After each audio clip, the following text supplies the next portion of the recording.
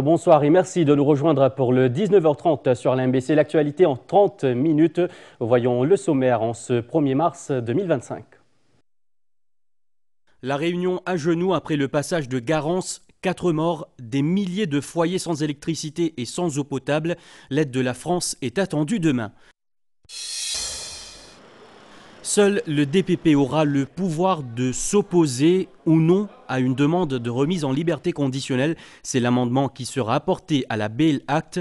On vous l'expliquera dans ce journal avec Satyajit Boulel. Opportunité d'embauche pour les 300 travailleurs licenciés par Star Knitwear. Ils ont rencontré ce samedi des entreprises qui recrutent. Nous verrons également comment les musulmans se préparent à entamer le jeûne du Ramadan. Reportage sur les préparatifs pour ce mois béni.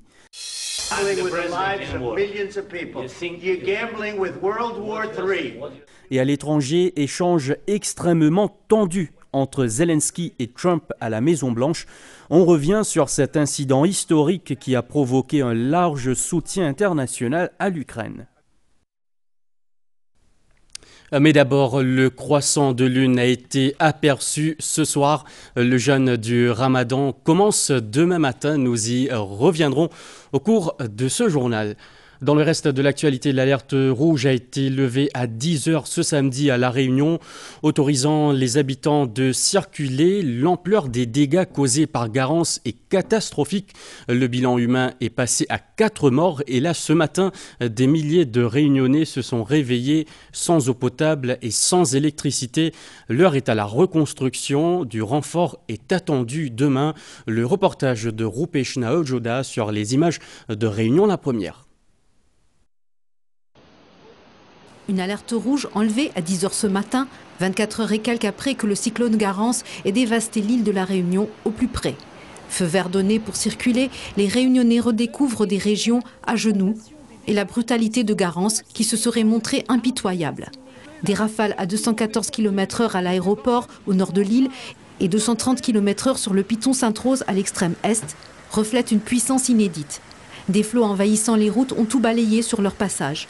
Un pont complètement à terre, des routes écroulées, révélant des trous énormes, la tournée des autorités dans les différentes régions aura été brutale face à des infrastructures en morceaux. De l'eau arrivée par ici, par pays à Belpierre. Et après de l'eau qui arrive aussi par le canal. Les deux jeunes. Ben, quand on a tourné le dos, t'es trop tard. On était surpris. Ah, on était surpris. Nous t'es sorti de table. Nous t'es encore à table, la pluie l'arrivée. Là, commence à tirer les rideaux pour caler un peu la pluie. Mais après, là, il était trop tard. Les urgences ont été prises en main. La réparation du département s'organise. Les médias réunionnais parlent de quelques 200 militaires de la sécurité civile et sapeurs-pompiers dépêchés, y compris ceux déjà postés à Mayotte, à la rescousse de ceux qui sont déjà engagés sur le terrain. Le trafic aérien est rétabli à l'aéroport Roland-Garros. Un premier vol est prévu à 21h, alors que l'eau potable est toujours coupée dans différentes régions et que d'autres attendent d'être accordées au réseau électrique et Internet. L'île de la Réunion prendra certainement le temps de guérir ces plaies violentes laissées par Garance, qui aura pris la vie de 4 personnes. Et là, on apprend que les renforts ont commencé à arriver dans l'île ce samedi, provenant entre autres de Mayotte et de France, et que la route du littoral est toujours fermée à la circulation. La correspondance de Christine Tanou, journaliste mauricienne, établie à l'île de la Réunion. Pour tenter de se remettre sur pied après ce désastre, l'île de la Réunion va pouvoir s'appuyer sur la solidarité nationale. Dès ce samedi, une première vague de renforts est arrivée de Mayotte, des sapeurs-pompiers de la sécurité civile et du matériel donc arrivé de Mayotte, l'île qui avait été durement touchée par le cyclone Chido en décembre dernier. Également annoncé la venue d'un escadron de gendarmerie pour renforcer la sécurisation. D'autres personnels de la sécurité civile, des pompiers, des militaires également devront arriver très prochainement de métropole. Du renfort également pour EDF, Électricité de France. 140 000 foyers réunionnais sont toujours privés d'électricité. Les renforts devraient justement prêter main forte aux équipes de la Réunion afin de remettre en état le réseau durement touché par le passage de Garance. Enfin, du côté de l'aéroport, ouverture confirmée pour ce samedi avec un premier vol prévu ce soir à 21h. Mais avec les difficultés de circulation, la route du littoral, la route principale qui permet de relier l'ouest au nord, cette route reste fermée. Donc afin de permettre aux passagers de rejoindre l'aéroport, 2 convois sont organisés ce soir. Je vous le disais, au sommaire, des amendements seront apportés à la Bail Act pour clarifier les pouvoirs du directeur des poursuites publiques et du commissaire de police en matière de remise en liberté sous caution. Ce projet de loi sera présenté à l'Assemblée nationale mardi prochain. Seul le DPP aura l'autorité de s'opposer ou non à une demande de liberté conditionnelle. Migan Ponapanaikan nous explique ce projet de loi. Les règles entourant la libération sous caution d'un prévenu seront revues avec l'introduction du Bail Amendment Bill à l'Assemblée nationale mardi. Le projet de loi vise à délimiter les pouvoirs du commissaire de police et du directeur des poursuites publiques en ce qui concerne la remise en liberté conditionnelle d'un prévenu. Si le commissaire de police souhaite s'opposer, il devra obligatoirement solliciter l'avis du DPP qui aura le dernier mot. Ce projet de loi vient corriger des anomalies selon l'ex-DPP, Maître Satyajit Boulel. C'est dans la lignée de la consolidation de la Constitution sur les droits des suspects. C'est une anomalie entre qui vraiment est capable de faire une application pour qu'il y ait une caution. La loi s'est investie ce pouvoir-là et dans le DPP et dans le commissaire de police qui descendent ça qui invite une friction. Et c'est ce qu'ils nous trouvé. De plus, lorsqu'un magistrat accorde la liberté conditionnelle à un détenu, seul le DPP sera habilité à faire appel en Cour suprême pour contester le ruling. Jusqu'ici, la police pouvait également le faire. Dans le passé, nous trouvons que parfois, dans un cas, le DPP prend une position, le commissaire de police prend une autre position, surtout dans un cas qui est une allure politique dedans. Et tout ça, aujourd'hui, ça, la loi là, puis on lève ça. Et moi, pensez dans la bonne direction pour consolider la démocratie et la liberté du citoyen. Lors de son intervention sur le discours programme ce vendredi, l'Attorney General a souligné qu'avec ces amendements, il n'y aura plus de chevauchement des responsabilités. To promote clarity, I will next week be proposing amendments to this House to the Bail Act in order to do away with possible overlapping of functions and discretion. As we know, certainty in the law is absolutely essential. Lors de son intervention hier à l'Assemblée nationale lors des débats sur le discours programme, l'Attorney General a également parlé de l'abrogation du Financial Crimes Commission Act. La FCC sera remplacée par la National Crime Agency. C'est un nouvel organisme qui enquêtera sur les crimes financiers. Écoutez un extrait de l'intervention de Maître Gavin Glover. A major move will be the repeal of the Financial Crimes Commission Act and the establishment of a new national crime agency, an independent investigative body better equipped to tackle financial and serious crimes. Make no mistake, corruption is corruption, and no crime should go unpunished. But there is a clear difference between a case of a 500 rupee bribe involving a public officer, which can be under the purview of the police, and that of a multi-million money laundering scheme which necessitates technical expertise and specialized forensic means. This is what the new agency will do. C'est un nouvel espoir pour les 300 travailleurs de l'usine textile Star Knitwear qui ont été licenciés le mois dernier. Ils ont participé à une foire de l'emploi organisée ce matin à Port-Louis par le ministère du Travail, Annabelle Volbert. C'est une lueur d'espoir pour les 236 Mauriciens et 78 étrangers licenciés par la compagnie Star Knitwear le mois dernier. Environ un mois après avoir reçu leur lettre de renvoi, ils pourraient avoir la chance de retrouver un emploi. Section packing, département packing. Toujours au CSC là, mais choisir, on peut choisir qui. mais côté taxi même. Vous intéressez avec qui compagnie ici là actuellement? C'est là qu'on commencé, peut-être jusqu'à tout à l'heure. C'est une bonne affaire pour nous. Bon travail, bien travail. Nous bien contents. Nous venons maintenant. Après, nous recrutons ici. Une vingtaine de compagnies ont répondu présent à l'appel du ministère du Travail. Il s'agit à la fois de venir en aide à ces personnes sans emploi et recruter pour renforcer leur personnel. Nous souhaitons aussi donner la chance à ces personnes qui se sont retrouvées du jour au lendemain sur le pavé. Nous pouvons comprendre cette difficulté qu'ils sont en train de faire face aujourd'hui et nous les accueillons à bras ouverts. En attendant de retrouver un travail, les ex-employés ont été inscrits au Workfare Programme. Ce dispositif leur permet de bénéficier de formations pour faciliter leur reconversion et leur placement dans d'autres secteurs. Tout d'abord, nous faisons rendre un Workfare Programme que tous les mois, ils continuent à un salaire, mais nous encourageons aussi à faire un reskilling, retraining. Nous mettons qui la demande du marché, que tu as une pénurie, qui est une entreprise pour recruter un employé et qui type d'employé peut recruter. Et puis là, nous donnons à ces chômeurs-là l'occasion à suivre un training qui vous permet de gagner un travail. C'est le 29 janvier dernier que plus de 300 employés de Star Knitwear ont reçu leur lettre de renvoi. La compagnie a évoqué des difficultés financières. Après une réunion tripartite au début du mois, la direction s'est engagée à payer les indemnités tout en demandant un délai supplémentaire pour honorer ses engagements. Nos compatriotes de foi musulmane observeront à partir de demain le jeûne du Ramadan, le croissant de lune ayant été aperçu ce soir. Le Juma Mosque l'a confirmé dans un communiqué. Les prières de Tarawih débutent ce soir dans les mosquées à travers le pays. Ce mois béni est consacré à la prière et à l'abstinence. Les préparatifs ont démarré depuis longtemps. Et le reportage sur le début du jeûne, c'est un reportage signé Christelle Lebras. La conversation entre ce couple s'articulait autour des préparatifs pour le Ramadan. C'est avec optimisme que ces commerçants s'apprêtent à démarrer le jeûne.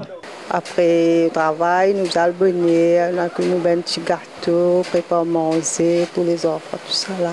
Nous préservons bien, nous carême bien comme bizarre et nous demandons beaucoup de toba. C'est aussi un moment que les musulmans attendent depuis longtemps. D'ailleurs, tout est prêt pour accueillir ce mois sacré. On finit préparer nous depuis avant, mais nous allons attendre de venir, Inch'Allah. L'intention commence depuis le 10 pour nous. Nous Mauriciens, nous disons qu'il faut la ligne. Nous gardons.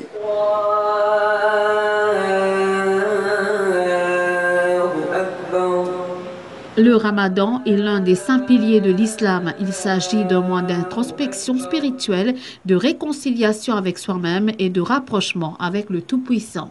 C'est une bénédiction spéciale qui déverse sur nous pour ceux maintenant qui ont une conscience sensible, qui a un cœur. Ils trouvent ça comme une opportunité pour définitivement les retourner vers Dieu. Et il est là qui nous fait un maximum de prières, un maximum de sacrifices. Donc c'est l'occasion pour ressentir l'amour pour Dieu, l'amour pour son prophète et l'amour pour ban dimoun qu'il a autour de nous. Une fois la lune visible, les prières du Tarawih débuteront dans tous les masjids, annonçant le début du Ramadan. Vif échange à la Maison-Blanche hier entre Volodymyr Zelensky et Donald Trump. La rencontre tournée en catastrophe a choqué le monde entier. Le président ukrainien a quitté la Maison-Blanche précipitamment. Les dirigeants mondiaux ont rapidement manifesté leur soutien à l'Ukraine. Suite à cet incident, retour justement avec Sylvana Paris-Mamon.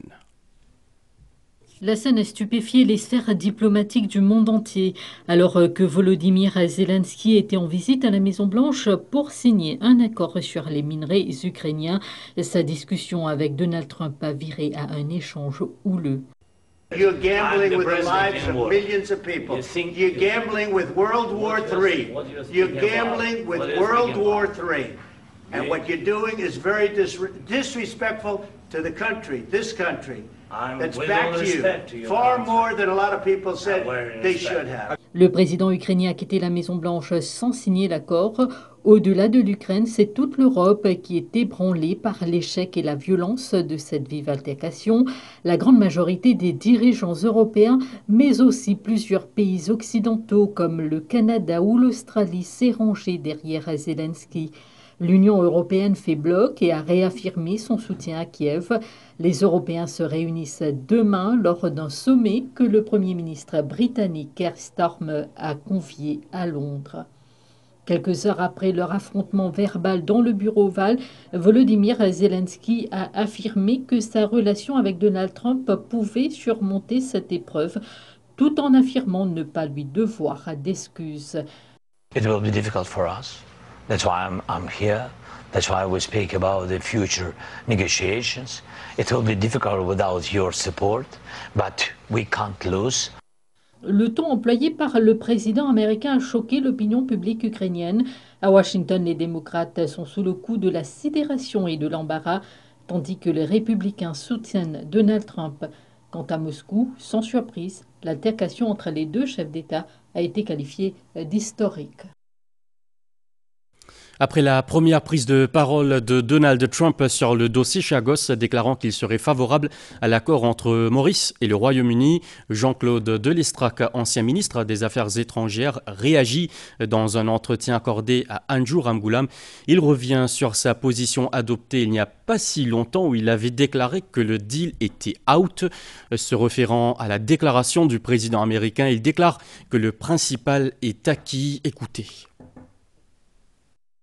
J'avais exprimé des craintes sur le deal à un moment donné en lisant les commentaires qui étaient en train d'être faits à la fois aux États-Unis et en Angleterre, où les médias en particulier faisaient des papiers pour dire que Maurice était sous influence chinoise.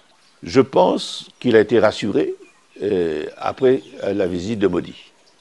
Parce que Modi a dû certainement expliquer à Trump que les Américains se trompent en disant que Maurice était sous influence chinoise et que s'il y avait une influence qui était exercée sur la diplomatie mauricienne, c'est l'influence indienne.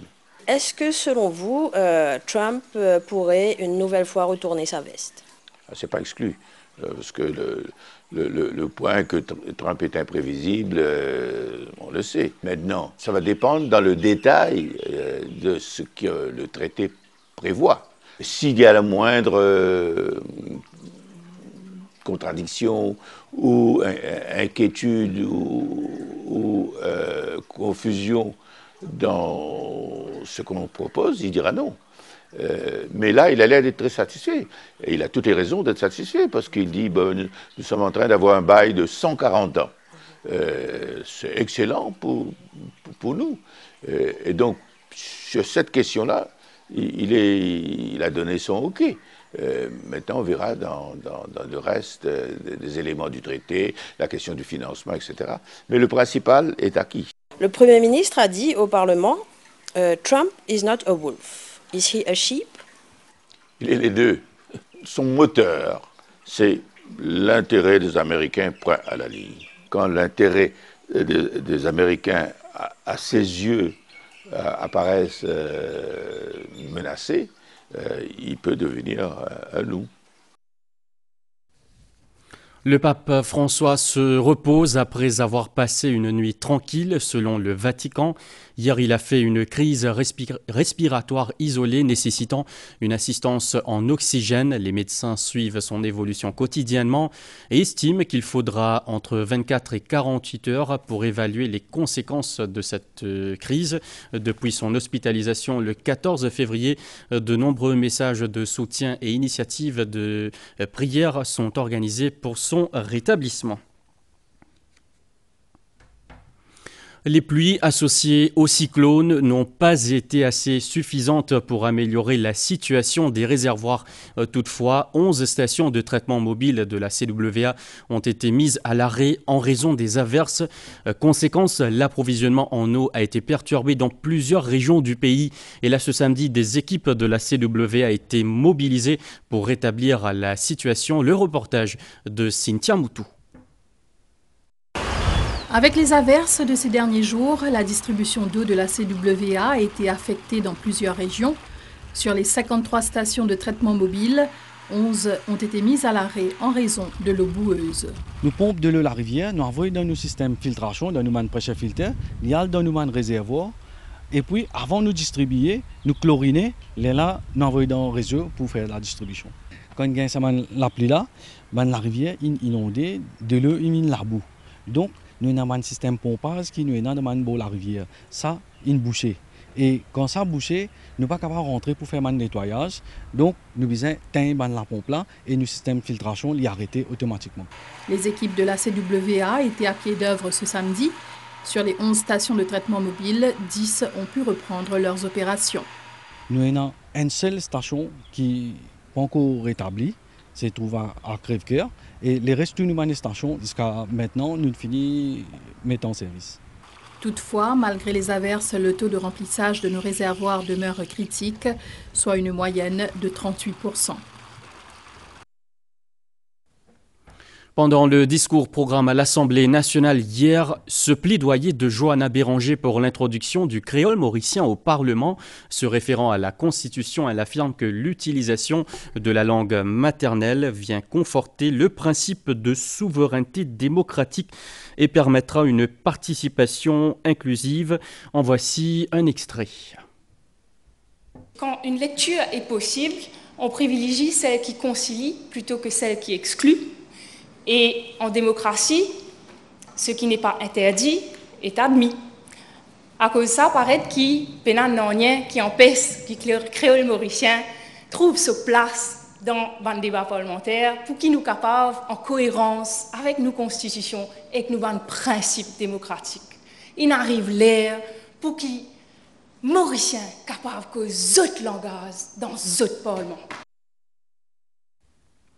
On prend la direction de Rodrigue à présent. Ce matin, la pêche à l'orite a été ouverte après 40 jours de fermeture. Les pêcheurs étaient en mer depuis très tôt ce matin. Le reportage de Christiana Perrine. Littoral sud-sud-est. C'est encore l'aube. Si tout semble encore endormi, les pêcheurs d'orite, eux, sont déjà en mer. À Port-Sud-Est, les derniers pêcheurs d'orite regagnent le lagon à pied à marée basse. Plus à l'est, à Gravier plus précisément, c'est le balai incessant des pêcheurs à la quête de ce produit de mer très prisé de la cuisine rodriguaise et pour la transformation. Aux alentours de 8 heures, les premières prises arrivent à terre. Motolia, c'est bon, premier jour. Et depuis nous allons, grand matin, depuis 5 heures, capable de la vie. Quand il fait mec, après quand il est ouvert, il y a un avantage un peu plus qu'il lit tous les jours. La personne passe jolie. Il y a un rendement. Mais avec bon là, mais c'est les lames en cours, c'est qu'on fait du bac, fatigué merci. Aujourd'hui nous trouvons comme je faisais qu'on peut faire la scène une fête au riz, ça de cette façon. Les pêcheurs d'orite à l'œuvre dans le lagon ou encore l'arrivée des prises, les acheteurs qui guettent une scène de vie que certains touristes ont voulu vivre. Pour les locaux, en ce premier jour de pêche, avoir de l'orite frais au menu est un incontournable. Comme tout ça va madame là, ça va me la pêche l'orite, tu peux sortir de l'orite, c'est extraordinaire. Donc il m'a travaillé de tourisme dans l'établissement. Bon, mais mon client peut dire comme ça, je suis très content que moi dans une orite frais, Rodrigue. Et là c'est pour ça me lever très tôt le matin, me venir avant de rentrer. La fermeture de la pêche à l'orite pour la période hivernale devrait durer 2 mois. Focus ce soir sur le mouvement Arya Samaj engagé en faveur de l'égalité, de l'éducation et des réformes sociales. À Maurice, il a laissé une empreinte significative. Cette année, l'Arya Samaj célèbre ses 150 ans d'existence. Retour sur sa création et son histoire dans ce récit de Ravish Posenou. Rishi Dayanand Saraswati croyait en l'égalité des chances, l'émancipation de la femme et l'éducation pour tous. Le 10 avril 1875, il va fonder le mouvement Arya Samaj, ce qui va marquer le début d'une nouvelle ère de réforme religieuse et sociale en Inde. Toute la famille vient ensemble, les riches et les pauvres. Il y a beaucoup de soutien à travers le monde. Aujourd'hui, une cinquantaine de pays, quand on a le mouvement Arya Samaj. À Maurice, la contribution du mouvement remonte à l'arrivée des travailleuses engagées. Elle a depuis touché différentes sphères de la société et particulièrement celle de l'éducation. L'éducation liée à la base. Et Swami Dayanand aussi, tu peux dire, pour qu'ils nous capables de faire progrès dans la vie, nous devons être éduqués. Tu peux dire, si monsieur peut éduquer, en même temps, madame besoin être éduquée pareil. Ce samedi, à l'ouverture d'une conférence internationale sur les 150 ans d'existence de l'Arya Samaj, des intervenants venus d'Inde ont échangé sur la contribution du mouvement et sur son impact sur la société. Une plaque commémorative a été dévoilée pour l'occasion en hommage au fondateur. Le chanteur indien Hansraj Raghuvanshi est à Maurice. Il donnera un concert demain au centre Swami Vivekananda à Pai. Âgé d'une trentaine d'années, il chante à la gloire du dieu Shiva. Il était à la MBC ce samedi. Nous l'avons rencontré à Aditi Awotar.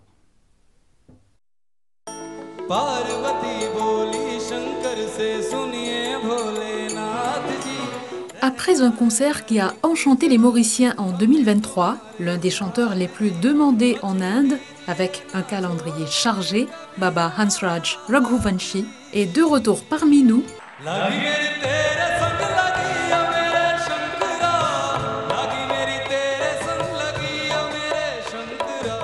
Il a effectué une visite à la MBC ce samedi pour une émission spéciale à la radio. Il dédie son parcours au dieu Shiva.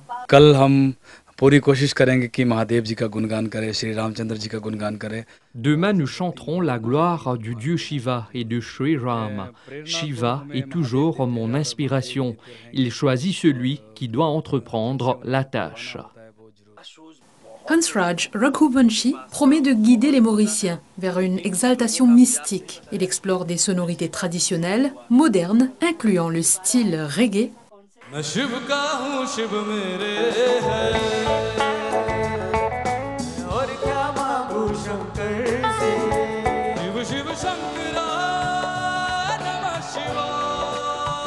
Son unique concert est prévu demain, dimanche, de 16h à 19h au SVICC à Pai.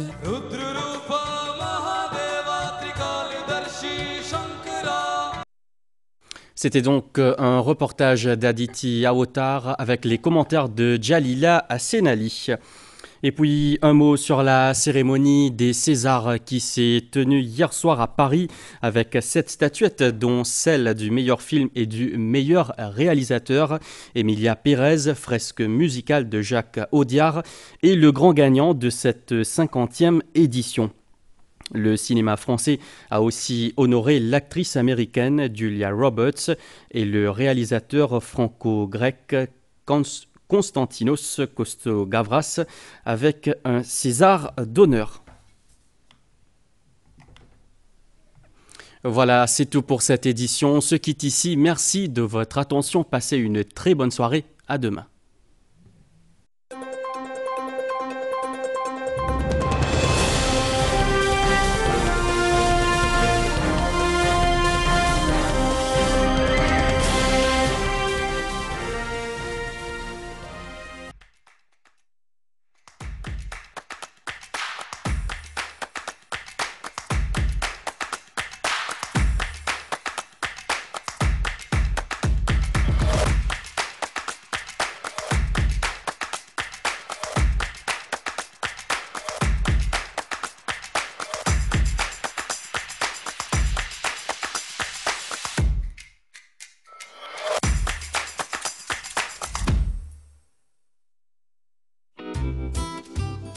Une vie sans bon duel, ce sont des minutes qui ressemblent à l'éternité.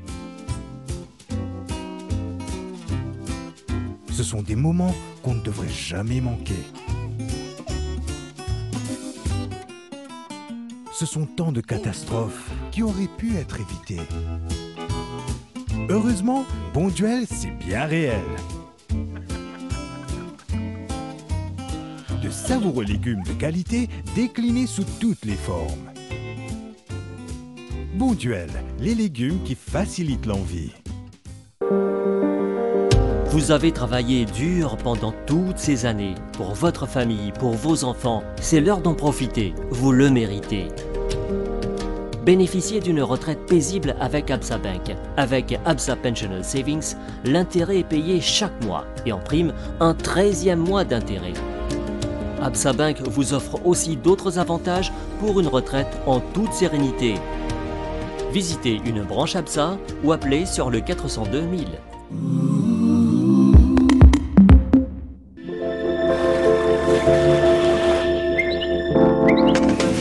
Les prévisions pour Maurice. Durant la nuit, le temps sera mi-couvert avec quelques ondées sur les hauteurs et la partie nord de l'île. La température minimale variera entre 21 et 23 degrés sur les hauteurs et entre 25 et 27 degrés dans les régions côtières. Il fera essentiellement beau demain matin. Des développements nuageux sont attendus demain après-midi avec des averses localisées au sud et sur le plateau central. La température sera supérieure à la moyenne, ce qui causera des conditions inconfortables. La maximale variera entre 26 et 29 degrés sur le plateau central et entre 31 et 34 degrés sur le littoral. Le vent soufflera du secteur nord de 10 à 20 km/h. La mer sera forte avec des houles de 3 mètres en haute mer. Il est conseillé de ne pas s'aventurer en mer et dans les lagons du sud et de l'ouest. Il y a des indications que les houles commenceront à s'atténuer graduellement demain matin.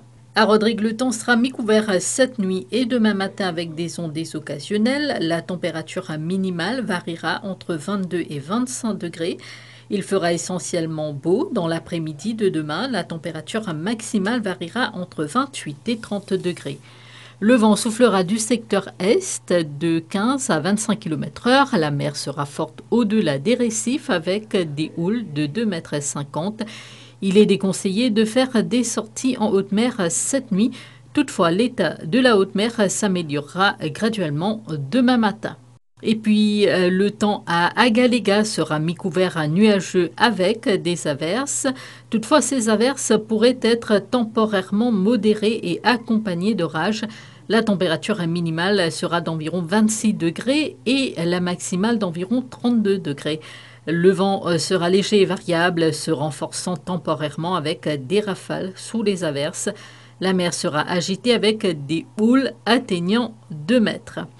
Et puis ce conseil pratique, en cas d'orage, il est conseillé au public de rester à l'abri et d'éviter les plaines, les sorties en mer. Il ne faudra pas non plus s'abriter sous les arbres.